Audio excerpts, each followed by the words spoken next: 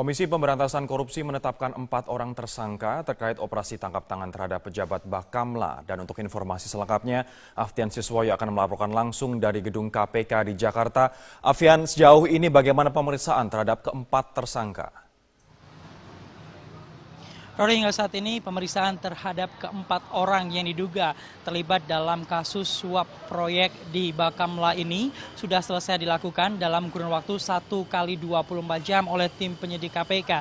Dan dari pemeriksaan selama 1 kali 24 jam ini ditetapkan 3 orang yang saat ini sudah ditahan, yaitu tadi pada pukul 12.30 waktu Indonesia Barat, ESH yang merupakan Deputi Informasi Hukum dan Kerjasama dari Badan Keamanan Laut ini sudah keluar dari gedung KPK mengenakan rompi orange dan juga langsung diamankan ke rutan di Polres Metro Jakarta Pusat. Kemudian tadi pada pukul 14.15 waktu Indonesia Barat, di sini tersangka yang juga merupakan pengusaha ini juga keluar maksud kami dari gedung KPK dan ditahan di kawasan di rutan Polres Metro Jakarta Timur. Kemudian pada pukul 14.20 ini tersangka dengan inisial MAO ini juga keluar dan diamankan di rutan Guntur. Jadi di sini ada 3 tersangka yang saat ini diamankan ataupun ditahan di rumah tahanan, sedangkan satu lagi yang juga kemarin sudah berhasil diamankan oleh tim penyidik KPK pada operasi tangkap tangan tanggal 14 Desember 2016 lalu di 2 tempat berbeda di Jakarta ini. Saat ini sudah diserahkan ke POM TNI karena memang DSR ini salah satu dari 4 orang tersebut merupakan anggota TNI, sehingga apabila ada proses hukum, karena memang pemanggilan DSR hari ini di gedung KPK adalah sebagai saksi kapasitasnya, sehingga apabila ada proses hukum lebih lanjut maka KPK akan terus melakukan komunikasi secara intensif kepada POM TNI dan untuk proses hukum nantinya akan diserahkan di pengadilan militer. Rory. Proyek pengadaan apa sebenarnya yang menjerat keempat tersangka ini, Alfian?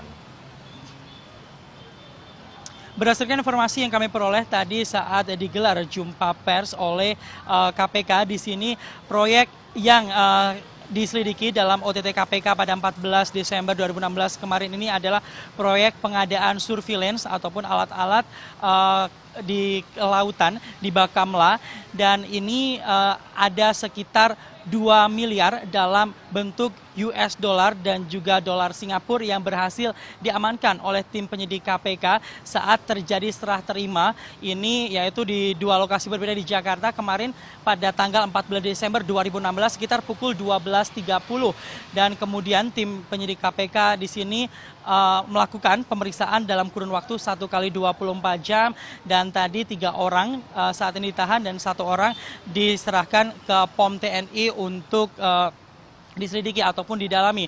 Dan di sini KPK sangat menyayangkan karena dana yang digunakan di sini adalah dana yang berasal dari APBNP 2016, yaitu dana yang disusun pada pertengahan tahun dan sudah sangat spesifik sekali penggunaannya, yaitu penggunaan secara prioritas. Dan di sini sangat disayangkan bahwa dana yang sudah dikhususkan ini harus dikorupsi dan untuk keperluan yang nantinya untuk pengadaan alat di bidang kelautan. Dan di sini tadi Agus Raharjo selaku Ketua KPK juga menyampaikan bahwa nantinya KPK akan terus mendalami apakah ada pihak-pihak lain juga yang akan ikut terlibat ataupun terkait dalam proyek suap dari pengadaan alat surveillance di Bakamla ini. Hasil survei Lembaga Survei Indonesia yang menempatkan pasangan Ahok Jarot di urutan teratas elektabilitas Cagup-Cawagup DKI Jakarta memunculkan pertanyaan, apakah warga Jakarta tidak terlalu terpengaruh dengan kasus dugaan penistaan agama yang tengah dihadapi Ahok? Rekan saya Saiku Bagawi akan membedahnya lebih dalam untuk Anda. Silakan Saiku. Ya, Sylvia, terima kasih. Selamat malam pemirsa. Ada beberapa hal yang menarik berkaitan dengan masalah hasil survei belakangan ini.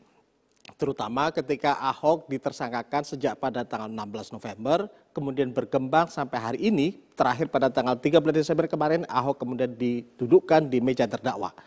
Lantas bagaimana dengan peta elektabilitas Ahok setelah dengan fakta yang semacam itu? Menunjukkan bahwa elektabilitas calon ini apakah kemudian tergerus dengan pasal penistaannya dialamatkan kepada Ahok. Yang kedua, bagaimana dengan kandidat lainnya yang menjadi pesaing Ahok, yaitu pasangan AHY dan pasangan Anies Baswedan. Misalnya bagaimana memobilisasi atau mengkapitalisasi sehingga katakan bisa mengurus elektabilitas Ahok. Ini memang menjadi pertarungan yang menarik katakan menjelang sampai Februari 2017 mendatang. Seperti Anda saksikan di layar ini, dari hasil survei Lembaga Survei Indonesia yang baru dirilis pada hari ini, dan ini survei berdasarkan pada kemampuan untuk melakukan survei responden ini pada sejak awal Desember ini, terlihat bahwa pasangan Basuki Cahayapurnama, terutama katakan ini kita fokuskan pada masalah calon gubernurnya sendiri, Ahok memperoleh 32,9%, kemudian Agus Harimurti Yudhoyono memperoleh 20,1%, kemudian Anies Baswedan 23,2%. Sekali lagi ini dengan catatan bahwa margin error masih berkisar pada pusaran 3,5%. Di samping itu masih ada orang yang belum menentukan pilihan sampai saat ini. Kalau misalnya Pilkada Jakarta dilaksanakan pada hari ini ada sekitar 18,8%. Yang menarik adalah bahwa elektabilitas Ahok ini bergerak naik semenjak kasus ini bergulir dari katakan 3 bulan lalu, 2 bulan 3 bulannya lalu, kemudian setelah Ahok dinyatakan sebagai tersangka pada 16 November. Pada November elektabilitas Ahok masih kalah dibandingkan dengan Agus Yudhoyono. Tapi dalam rentang waktu 1 bulan ketika euforia masyarakat begitu besar dengan kasus ini, ada beberapa hal yang menarik soal masalah bagaimana elektabilitas ini berkaitan dengan pasal penistaan agama. Kita coba lihat hasil survei dari Lembaga Survei Indonesia.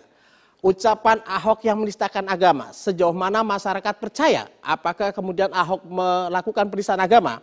Di sini disebutkan bahwa hasil surveinya menyebutkan pada awalnya masyarakat begitu tinggi percaya bahwa Ahok telah melakukan penistaan agama, 62,62%. Kemudian pada bulan Desember malah turun menjadi sekitar 54%. Apakah kemudian bagaimana dengan peta yang tidak? Ini juga dilihat bahwa apakah mereka percaya Ahok tidak melakukan penistaan agama, justru malah kemudian mereka yakin Ahok tidak melakukan penistaan agama semakin naik pada bulan Desember 2017, pada 2016 ini.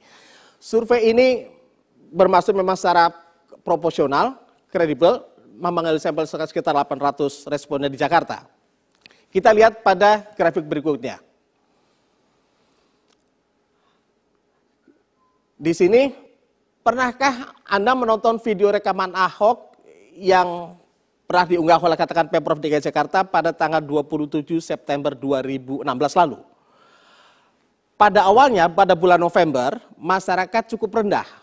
Tidak terlalu antusias untuk menyaksikan video yang menjadi heboh, yang kemudian menjadi viral, yang kemudian menjadi perbincangan, dan kemudian mengantarkan Ahok ke kursi terdakwa pada tanggal 13 Desember lalu. Di sini terlihat bahwa kemudian masyarakat penasaran, dalam tanda petik, untuk bisa mengklarifikasi sejauh mana kebenaran dari video itu. Apakah betul-betul video itu Ahok melakukan penistaan atau kemudian ada semacam stigma tertentu. Di sini terlihat bahwa kemudian hasilnya masyarakat telah menyaksikan hasil video yang diunggah oleh Pemprov DKI Jakarta maupun kemudian video yang kemudian sudah dicuplik oleh katakan Buniyani yang kemudian menjadi viral belakangan ini. Kemudian ada lagi soal hasil rekaman video berikutnya, soal masalah apakah kemudian pengadilan, kita lihat berikutnya, masalah Ahok meminta maaf.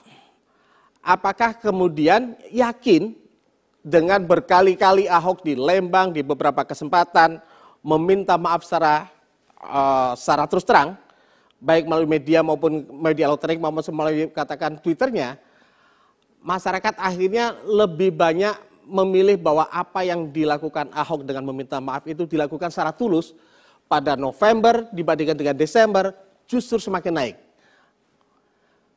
Kemudian pada grafik berikutnya lagi, percaya pengadilan. Ini menarik sekali. Apakah kemudian masyarakat percaya apapun hasil keputusan sidang Ahok nantinya? Apakah kemudian Ahok dihukum bersalah atau tidak bersalah? 79% masyarakat Jakarta khususnya percaya apapun yang akan diputuskan oleh pengadilan.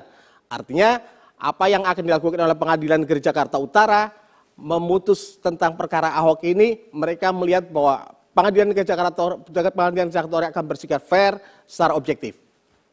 Ini sangat menarik, Sylvia. Jadi bagaimana kemudian ini bisa menjadi perbincangan, diskursus yang menarik katakan belakangan ini sampai karena kemudian Ahok didudukkan di penjara terdakwa ini.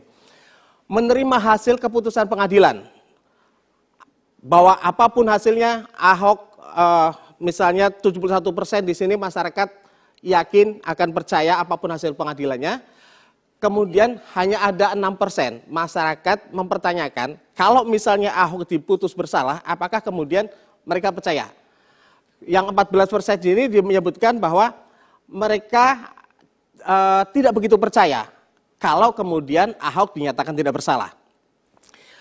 Jadi pemirsa, ini menggambarkan apapun hasil survei ini, menggambarkan katakan fenomena Jakarta belakangan ini, terutama di dalam pertarungan pilkada di Jakarta, berkaitan dengan Ahok yang kemudian didudukkan sampai ke kursi terdakwa.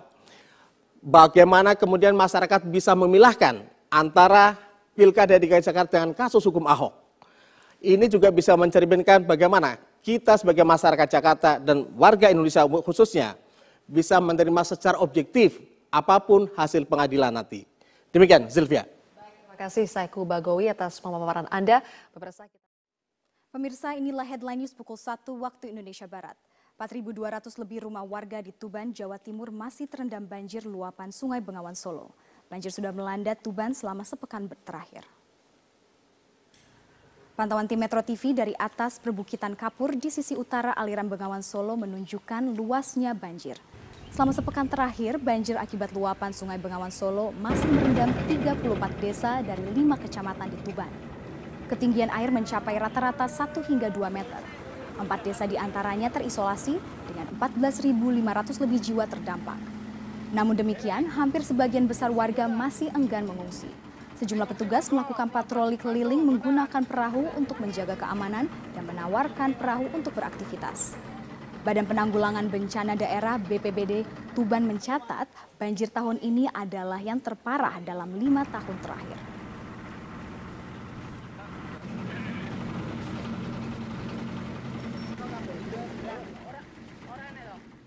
Bismillahirrahmanirrahim. Assalamualaikum warahmatullahi wabarakatuh.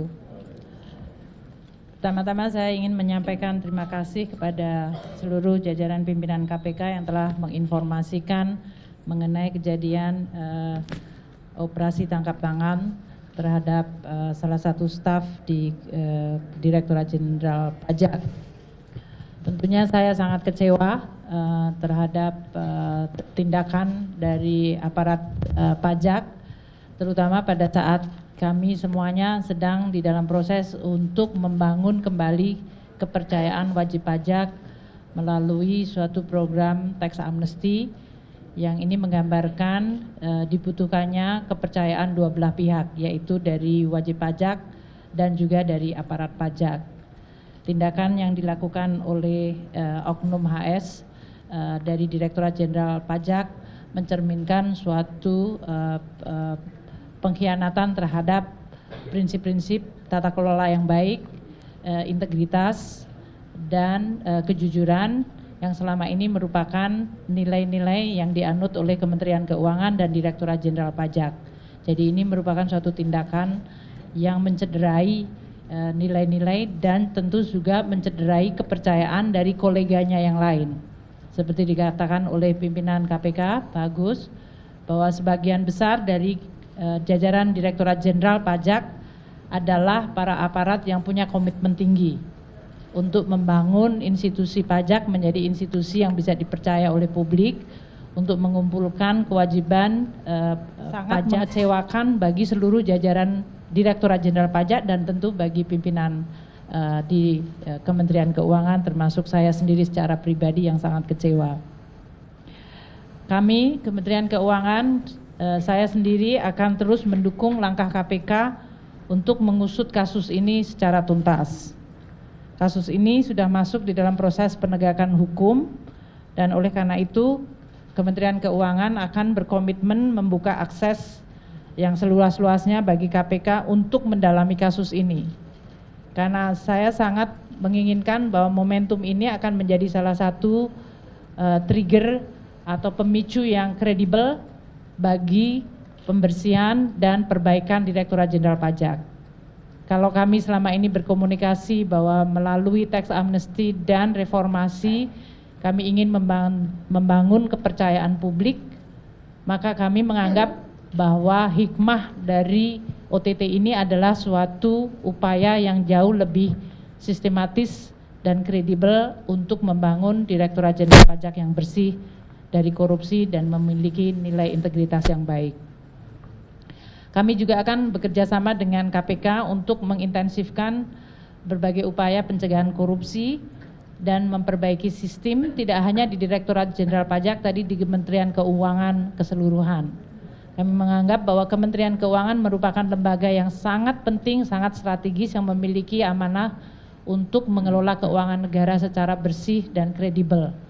Dan itu tidak mungkin dilakukan secara sendiri tanpa ada bantuan dan dukungan dari institusi yang kredibel seperti KPK. Sehingga saya sangat menyambut dan meminta untuk KPK membantu kami. Sehubungan dengan reformasi di Direktorat Jenderal Pajak yang telah saya sampaikan beberapa saat ini, maka saya akan segera membentuk dan mengumumkan tim reformasi di Direktorat Jenderal Pajak yang tidak hanya menyangkut masalah korupsi, tapi menyangkut ada 5 hal yang sangat strategis. Yang tentu pertama adalah masalah SDM dan Code of Conduct, yang ini menyangkut masalah integriti, pembersihan terhadap aspek-aspek korupsi, tapi lebih kepada juga perbaikan skill, kompeten, dan profesionalisme. Yang kedua adalah menyangkut masalah information system dan database, karena ini akan sangat membantu kami untuk mengidentifikasikan kewajiban dari wajib pajak secara objektif dan mengurangi interaksi dari aparat pajak secara tidak perlu yang kemudian bisa menimbulkan berbagai transaksi seperti yang terjadi pada OTT ini. Yang ketiga, kami perlu dan memandang penting untuk memperbaiki bisnis proses. Selamat malam, Anda menyaksikan Headline News pukul 21 waktu Indonesia Barat. Pemirsa, Polda Metro Jaya telah menetapkan Buniyani sebagai tersangka terkait dugaan pencemaran nama baik. Untuk mengetahui informasi selengkapnya, kita simak langsung mendengarkan keterangan pers dari Kabid Humas Polda Metro Jaya, Kombes Pol Awi Setiono. Romawi 10 2016 PMJ di Reskrim Sus pada tanggal 7 Oktober 2016. Kita ketahui bersama bahwasannya LB tersebut pelapornya adalah Andi Windo Wahidin SHMH. Kasusnya tentang pencemaran nama baik dan penghasutan atau sara. Adapun untuk identitas terlapor, yaitu nama BY, jenis kelamin laki-laki, tempat tanggal lahir Lombok Timur 16 Mei 1969, pekerjaan dosen agama Islam, Kewarganegaraan Indonesia, alamat Kalibaru, Permai, Blok B2, nomor 15, RT 002007, Kelurahan Kalibaru, Kecamatan Cilodong, Depok, Jawa Barat. Hasil dari proses penyidikan selama ini yang telah dilakukan oleh Subdit Cybercrime Polda Metro Jaya sudah melakukan pemeriksaan terhadap saksi-saksi, kemudian saksi ahli, sampai dengan hari ini kita telah melakukan pemanggilan terhadap terlapor. Tadi pagi sekitar jam berapa tadi Pak Roberto? Jam 11 ya. Ya, kita panggil jam 10, jam 11 hadir sebagai saksi. Dan tadi sampai dengan pukul sekitar 19.30 ya, selesai dilakukan pemeriksaan sebagai saksi. Namun demikian dengan hasil pemeriksaan, hasil konstruksi hukum, pengumpulan alat-alat bukti dari penyidik, pada kesempatan malam hari ini sekitar pukul 20.00 dengan bukti permulaan yang cukup, yang bersangkutan saudara BY kita naikkan statusnya menjadi tersangka. Bahwasanya yang bersangkutan dari tuduhan persangkaan oleh pelapor terkait dengan pencemaran nama baik dan penghasutan SARA yang dapat kita penuhi terkait dengan unsur-unsur perbuatan pidananya, yaitu terkait dengan. Kita beralih ke informasi. Penyidik Polda Metro Jaya memanggil sejumlah saksi untuk mendalami kasus penghadangan kampanye yang terjadi pada pasangan Cagup dan Cawagup DKI Jakarta, Basuki Cahayapurnama dan Jarod Saiful Hidayat di kawasan Kembangan Utara. Cawagup petahana Jarod Saiful Hidayat menjadi salah satu saksi yang hadir untuk memberikan keterangan. Kita bergabung bersama dengan rekan kami Aftian Siswoyo langsung dari Mapolda Metro Jaya di Jakarta untuk informasi selengkapnya. Aftian, apa saja keterangan yang disampaikan Jarod Saiful Hidayat sebagai saksi kepada penyidik Polda Metro Jaya? Robert, hari ini Jarod Saiful Hidayat tiba di Mapolda Metro Jaya pada pukul 16 waktu Indonesia Barat, dan Jarod sempat memberikan beberapa keterangan kepada awak media bahwa terkait kehadirannya hari ini adalah berkapasitas sebagai saksi terkait kasus penghadangan ketika melakukan kampanye di kawasan Kembangan Utara. Dan di sini Jarod juga akan memberikan penjelasan serta klarifikasi atas tindak pidana pilkada yang dialami. Kemudian Jarod juga menjelaskan bahwa banyak sekali yang melakukan penghadangan ketika melakukan kampanye di kawasan Kembangan Utara, baik ketika Jarod berada di lapangan ataupun ketika melakukan sholat asar di masjid. Dan dalam minggu ini pihak kepolisian akan menyelesaikan berkas perkara dan diserahkan ke jaksa penuntut umum untuk proses tindak lanjut. Dan selain Jarod, hari ini juga dihadirkan 11 orang saksi lainnya untuk memberikan keterangan.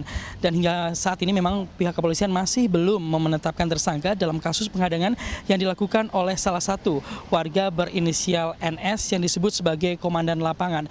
Dan tadi setelah kehadiran Jarod, tadi juga hadir dalam pemanggilan hari ini adalah Ketua DPRD DKI Jakarta, Prasetyo Edy, dan di sini Prasetyo Edy mengatakan bahwa mengetahui terkait permasalahan ini, yaitu permasalahan penghadangan ketika melakukan kampanye di kawasan Kembangan Utara.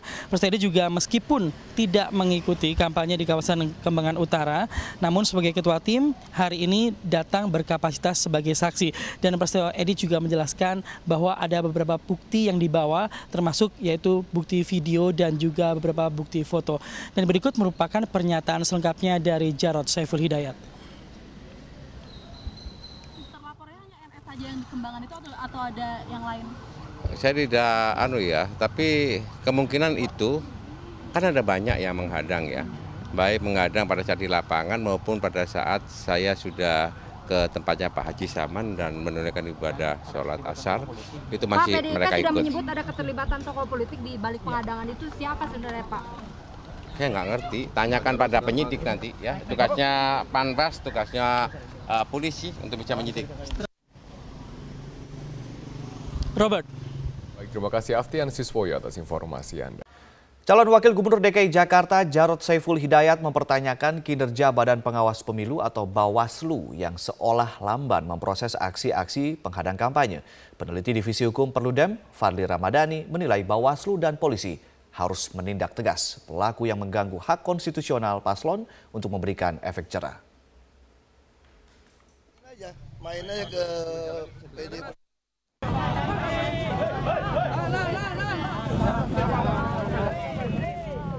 Kegiatan kampanye pasangan calon kepala daerah DKI Jakarta, Basuki Cahayapurnama dan Jarod Saiful Hidayat sempat berulang kali mendapatkan gangguan dari sekelompok massa.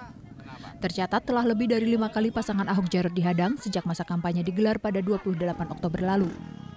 Calon Wakil Gubernur DKI Jakarta Jarod Saiful Hidayat sempat mempertanyakan kinerja Badan Pengawas Pemilu atau Bawaslu yang dianggap lamban memproses aksi-aksi penghadang yang diterima pasangan calon gubernur dan calon wakil gubernur nomor urut 2 ini.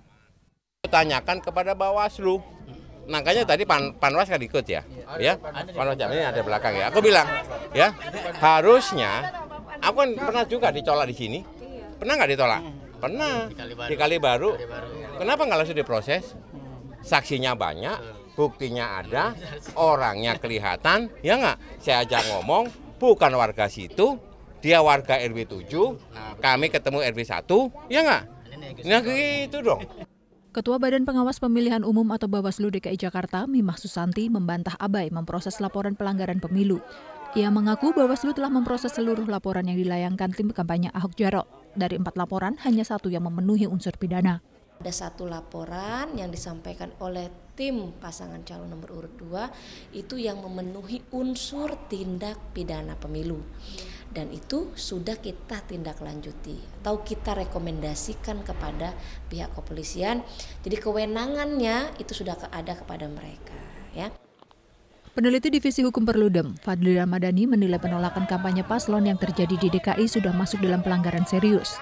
Karena itu, ia meminta Bawaslu dan polisi segera bertindak.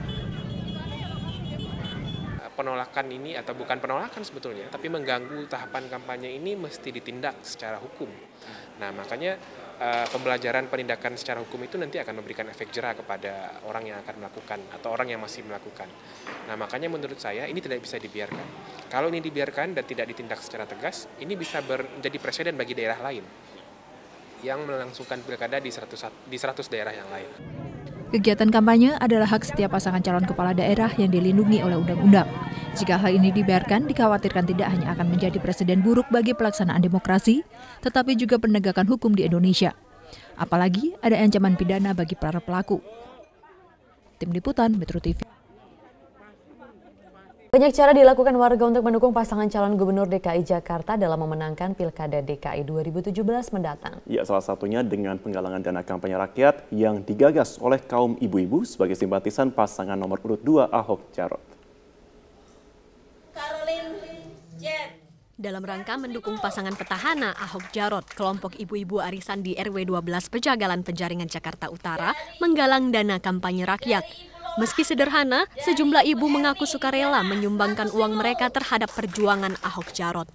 Komunitas ibu-ibu arisan merasa bahwa pasangan Ahok Jarot telah memberikan bukti dalam pembangunan ibu kota Jakarta, termasuk diantaranya sejumlah program kerja yang telah dirasakan kaum perempuan. Nah, memang kita mengumpulkan dana ini itu nanti untuk dari kita untuk kita juga tergerak, ibu-ibu kita tergerak karena sumbangan itu karena kita merasa menginginkan punya pemimpin yang jujur dan anti korupsi. Karena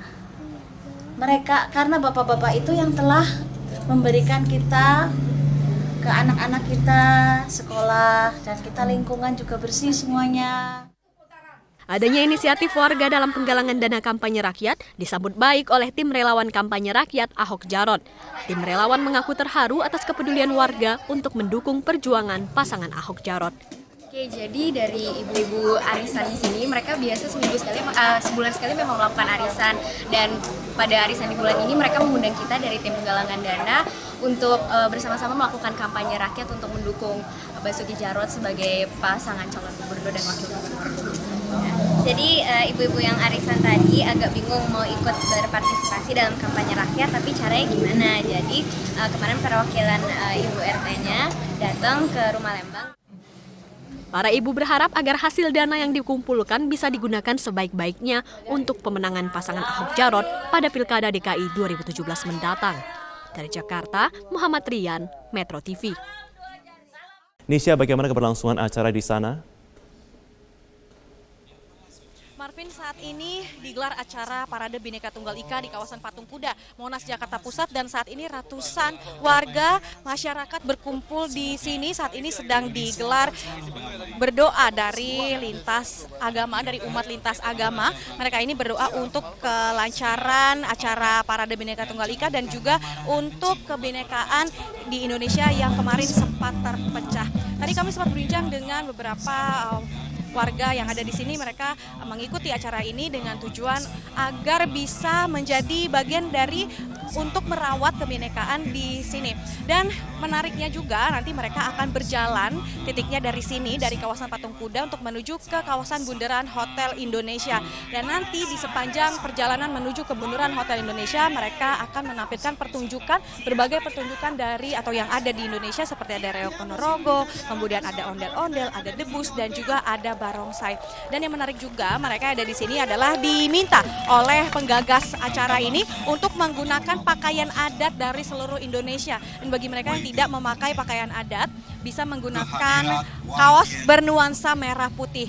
Dan selain itu nantinya juga mereka berada di sini untuk bersama-sama, atau pesan yang ingin disampaikan adalah untuk memberitahu masyarakat bahwa perbedaan ataupun keberagaman yang ada di Indonesia inilah yang menyebabkan Indonesia menjadi kaya, Indonesia menjadi satu. Dan berikut adalah pernyataan selengkapnya dari penggagas Parade Bhinneka Tunggal Ika.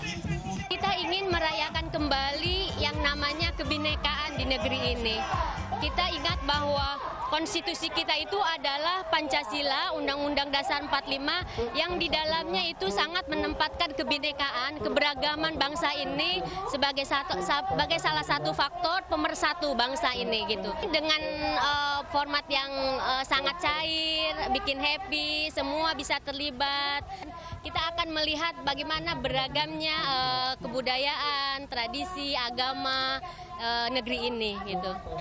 Ya, Marvin, dan sesaat lagi ratusan peserta Parade Bhinneka Tunggal Ika ini akan berjalan menuju ke Bundaran Hotel Indonesia, dan nanti kita akan bertemu lagi di Bundaran Hotel Indonesia untuk menyaksikan seperti apa perjalanan mereka dari Patung Kuda Monas Jakarta Pusat. Sementara demikian, Marvin, kembali ke Anda di studio. Selamat siang pemirsa, inilah headline news pukul 14 waktu Indonesia Barat. 15 nelayan dinyatakan hilang akibat kapal berbendera Thailand dan kapal nelayan tabrakan di perairan Tuban, Jawa Timur. Berdasarkan informasi petugas Pelabuhan Brondong Lamongan, tabrakan terjadi pada pukul 4 dini hari tadi saat kapal berbendera Thailand KM Tyson sempat membawa tapioka dari Thailand tujuan Surabaya bertabrakan dengan KM Mulia Sejati. Dan untuk mengetahui bagaimana upaya pencarian 15 nelayan yang hilang, saat ini kita sudah terhubung dengan Pak Misngadi, Syah Bandar Pelabuhan Brondong, Lamongan, Jawa Timur. Selamat siang, Pak.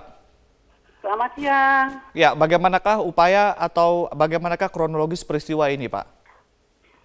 Siap. Kronologi kejadian ini tadi pagi sekitar pukul 4 pagi. Itu kapal nelayan Mulia Sejati ditabrak MV Tyson 4. Ya. Di posisi kurang lebih 17 mil dari Pelabuhan Brondong gitu, Pak. Ya. Bagaimanakah upaya pencarian saat ini, Pak? Untuk posisi sekarang sudah dalam taraf evakuasi terhadap 12 orang yang selamat. Untuk yang 15 masih belum diketahui nasibnya. Jadi ini yang 12 untuk dievakuasi ke Pelabuhan Lamongan Sorbes untuk mendapatkan pertolongan lebih lanjut gitu, Pak. Jadi masih 15 orang masih dicari ya, Pak Misngadi ya? Siap, ini Basarnas beserta tim lainnya menyisir para korban tersebut untuk mencari keberadaan mereka gitu, Pak. Baik, Pak Misngadi, dari 15 orang yang masih dicari, apakah warga negara mereka semua warga negara Indonesia, Pak? Oh, yang dicari ini warga negara kita, Pak. Ini baik. Nelayan dari Juwana, Jawa Tengah gitu, Pak. Ya. Baik, terima kasih Pak Misngadi telah memberikan informasi kepada kami.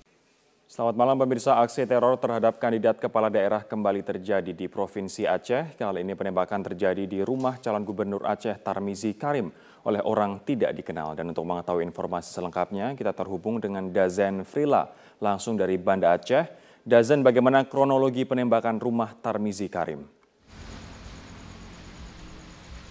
Ya, Rory, dari informasi yang kami peroleh, aksi penembakan ini terjadi pada Rabu malam sekitar pukul 19 waktu Indonesia Barat di kediaman salah satu calon gubernur Aceh bernomor urut 1 Tarmizi Karim, yaitu tepatnya terletak di Jalan Todak Gampong, Bandar Baru, Dusun Piranha, Kecamatan Kuta Alam, Kota Banda Aceh.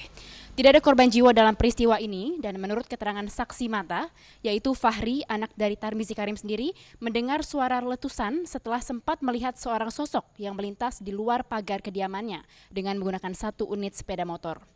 Fahri sendiri tidak mengetahui bahwa suara tersebut adalah suara letusan senjata api, dan ia baru mengetahui aksi ini adalah aksi teror atau penembakan setelah diberitahu pihak Pamtub atau pengamanan tertutup Tarmizi Karim bahwa terdapat lubang bekas tembakan di pagar rumahnya yang juga terpantul pada pagar garasi. Sementara selongsong peluru juga telah ditemukan di dalam areal rumah, dan insiden ini terjadi ketika Tarmizi dan keluarga sedang dalam perjalanan dari Kabupaten Aceh Timur menuju Kota Banda Aceh. Hingga saat ini pihak kepolisian belum dapat mengungkap motif ataupun pelaku di balik penembakan ini dan saat ini masih melakukan pemeriksaan karena pihak Tarmizi Karim sendiri baru menyampaikan laporan kasus ini pada sore hari tadi, Rory. Sementara olah TKP akan segera dilakukan dalam waktu dekat. Dan menanggapi insiden ini, Tarmizi Karim sendiri yang maju dalam Pilgub Aceh melalui jalur independen mengatakan aksi penembakan ini merupakan bentuk teror yang telah mengganggu kedamaian pilkada, namun pihaknya tetap menghimbau kepada seluruh tim sukses dan para pendukung untuk tetap tenang dan tidak terprovokasi oleh kejadian ini. Berikut kita dengarkan salah satu petikan wawancara kami dengan calon Gubernur Aceh Tarmizi Karim. Sebetulnya seperti tadi kita sudah kumpul juga dengan tim kita, tim sukses di dalam pilkada ini.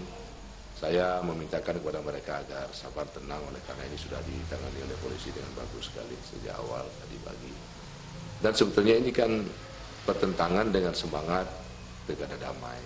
Itu yang baru seminggu yang lalu kita sudah kumpul di Mapolda di bawah koordinasi Pak Kapolda dan pengarahan Bapak Gubernur. Yang semangat kita kan spirit kedamaian ini. Tapi kalau ada kejadian seperti ini, maka itu akan bertolak belakang sekali dengan semangat pilkada yang damai, aman, sejahtera. Untuk sementara demikian yang dapat kami sampaikan dari Banda Aceh. Kembali ke Anda, Rory, di studio. Pemirsa, kita bergabung dengan Stella Nau dari Istana Merdeka. Stella, ini adalah pertemuan yang kedua antara kedua tokoh dalam bulan terakhir ini. Sebenarnya apa yang ingin disampaikan oleh kedua tokoh ini yang pernah menjadi rival dalam Pilpres 2014 lalu?